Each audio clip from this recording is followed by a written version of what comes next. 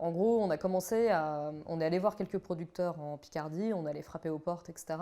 Et on a commencé à lancer des petites commandes. Donc au début dans notre appartement, ensuite dans la cave de ma sœur où il y avait un peu d'espace et il y avait une porte qui donnait sur la rue. Donc en fait, on a commencé à se caler là et à distribuer en fait nos paniers. Donc au début, c'était des amis, des voisins, la famille, etc. Et puis très vite, le bouche à oreille a fonctionné dans le quartier et on s'est retrouvé à 200 commandes dans la cave de ma sœur. Voilà, donc c'était assez marrant. Et en fait, à l'époque, c'était très simple. En fait, on se calait dans la rue de Crimée, donc juste avant les buts de Chaumont, et on faisait goûter des fraises, des tomates. C'était l'été, donc et en fait, c'était des fraises délicieuses qui étaient ultra fraîches, ultra bonnes. Et en fait, on attrapait tous les passants, enfin tous les gens qui passaient dans la rue pour leur faire goûter. On leur donnait un petit flyer, ils s'inscrivaient sur la liste, etc.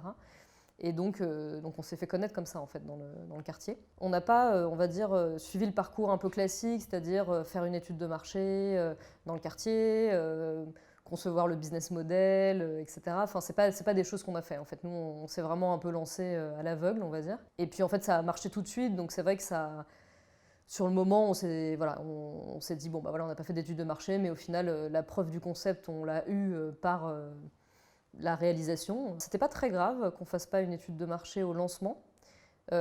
Évidemment, si ça n'avait pas très bien fonctionné, il aurait fallu, à mon avis, en refaire une, voir de plus près qu'est-ce qui marchait pas, pourquoi, etc. En l'occurrence, ça n'a pas été nécessaire.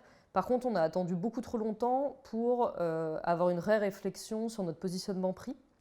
Parce qu'en fait, l'étude de marché, c'est aussi à ça que ça sert.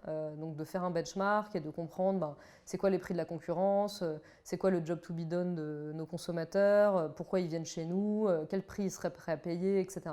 Et en fait, nous, on n'a pas touché notre marge et nos prix pendant de longues années.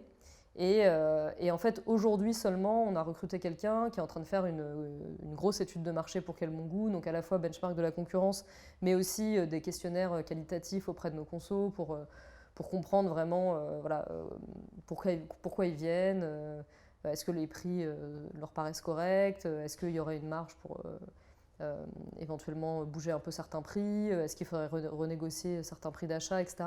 Et en fait, cette réflexion de fond sur le positionnement prix, je pense qu'on aurait dû la faire plus tôt. Peut-être pas au lancement, pas forcément, mais 1 an, 2 ans après, ça aurait été bien qu'on fasse ça. Et on l'a pas fait. Donc aujourd'hui, on le fait, c'est très bien, c'est un peu tard. Je pense qu'on aurait. Ouais, ça aurait été préférable qu'on fasse ça avant.